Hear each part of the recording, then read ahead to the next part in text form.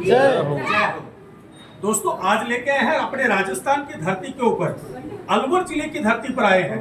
और अलवर जिले की धरती पर अगर मैं बात करूं, तहसील की अगर मैं बात करूं, तो अलवर जिले के अंदर तहसील पड़ती है राजगढ़ तहसील। इस राजगढ़ तहसील के अंदर एक पहाड़ी है, उस पहाड़ी का नाम है बरवा की डूंगरी। और उस बरवा की डूंगरी के नीचे नारायणी माता जी का 1200 साल प्राचीन मंदिर है।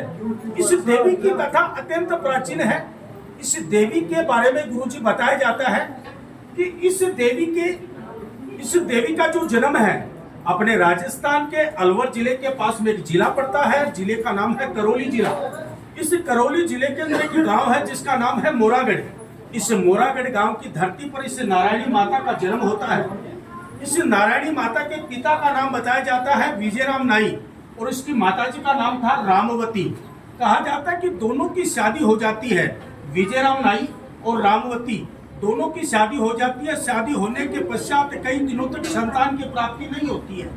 दोनों शिव भगत थे और शिव जी की भक्ति से नारायणी नाम की कन्या ये शिव भक्ति से दोनों के पैदा होती है।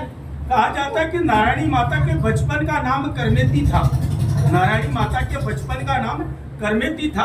और इस माता का जो जन्म है, अगर मैं हिंदी महीने की बात करूं तो चैत्र महीने में जन्म हुआ था, चांदनी रातों में जन्म हुआ था। अगर मैं तिथि की बात करूं तो वो नवमी तिथि चैत्र शुक्ल नवमी को इस देवी का जन्म हुआ।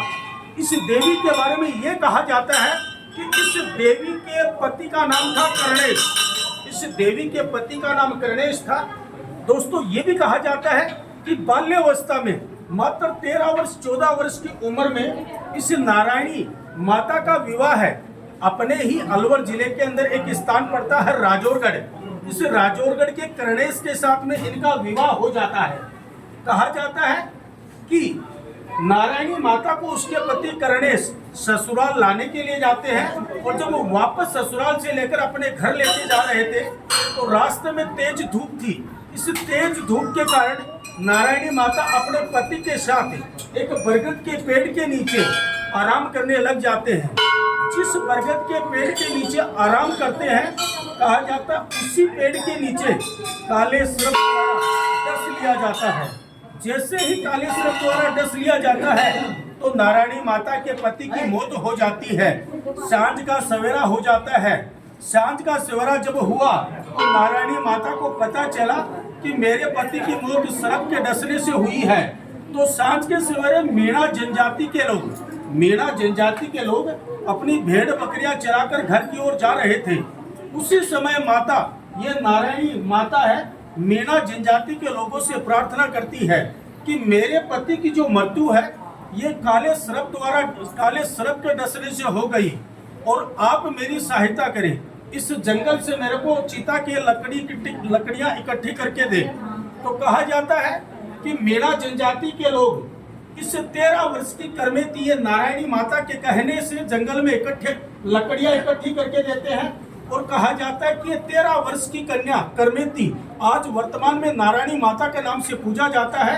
यह नारायणी नाम की कन्या अपने पति को गोद में लेकर चिता पर बैठ जाती है, स्वतः आग जलती है और माता इन मीणा जनजाति के लोगों से कहती है कि आप में से कोई भी एक ग्वाला जलती हुई चिता की एक लकड़ी को लेकर जितनी दूर दौड़ेगा तो इस जंगल में पीने के पानी की कमी नहीं रहेगी।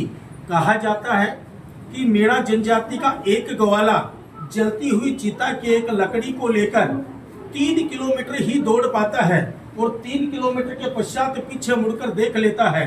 कहा जाता है कि आज भी माता जी के चरणों से वो गुप्त गंगा बहकर 3 किलोमीटर तक जाती है।